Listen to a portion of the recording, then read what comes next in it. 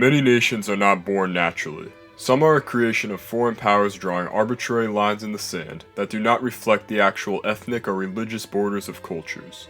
Some are created through a desire to achieve a life that could only be dreamed of once settlers started living in a foreign land, free of old ideas.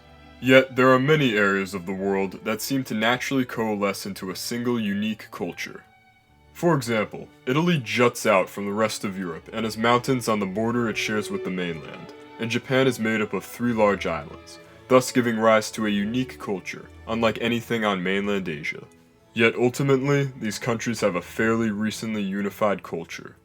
Egypt and Iran, on the other hand, are ancient cultures, with natural barriers allowing for their continuation. But even they have cultures that today do not resemble their ancient past. Only China has had a culture that has effectively remained the same since its founding. Sure, there have been warring states, a foreign takeover, foreign occupation, and a government whose leader was inspired by the writings of a German. But ultimately, China has been dominated by one main idea in how it governs: the populace cannot be trusted. Even Sun Yat-sen, the one person who could have brought democracy to China, ultimately failed at creating a lasting democratic government. But not on an island away from the mainland. Just as the People's Republic of China sees itself as the sole authority of China, so too does Taiwan. However, Taiwan can't really back up that claim, practically or even on a cultural basis. Taiwan is very much separate from China.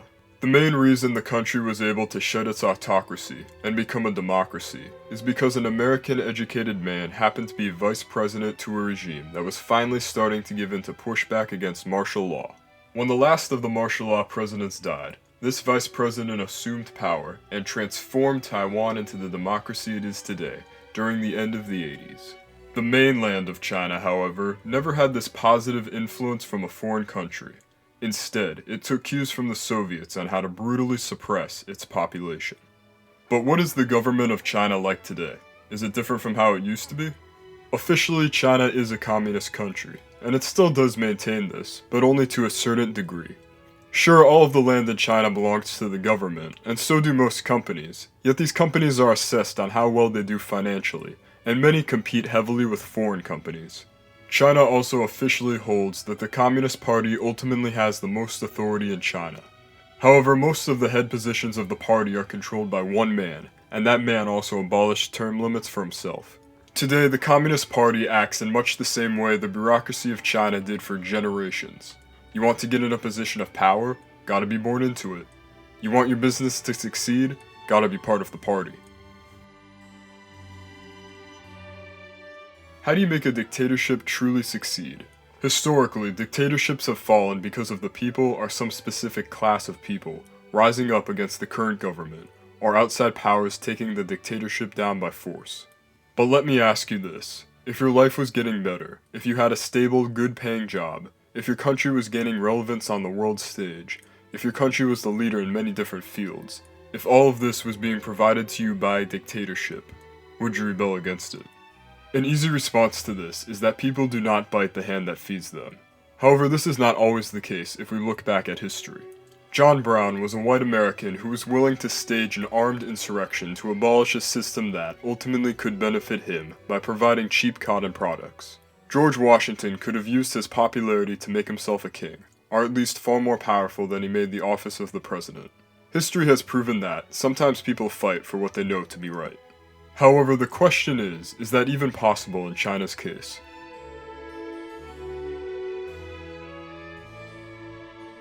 One of the only books I read in high school that I ended up actually liking, other than The Count of Monte Cristo and Huck Finn, was 1984 by George Orwell.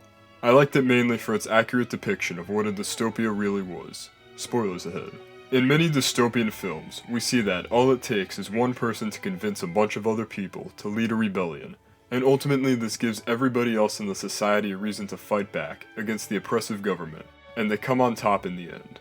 But despite George Orwell being among the first truly popular dystopian writers, he has subverted this narrative that would ironically become popular 50 years after his death. George knew that once the society got to a certain point where technology was truly able to monitor all the citizens of a population, and truth had been distorted beyond recognition, a society could never go back to being free. Well, these technologies Orwell dreamed about are becoming a reality. facial recognition to track every citizen, a social credit score to determine your rights based on your allegiance to the government, and ethnic minorities being forced into re-education facilities. If China is to become a democracy, I believe the window for it to make that transition is rapidly shrinking. Ultimately, it will depend on if the Hong Kong protests can hold out long enough and if China's economy takes a turn for the worse, and the new middle class of China begins to feel the restraints of its government, once the pizzazz of having more money than their parents fades away. Thank you all so much for watching this video. This was one I've been wanting to cover for a long time. If you guys liked that video, remember to leave a like and or subscribe, and have a good day.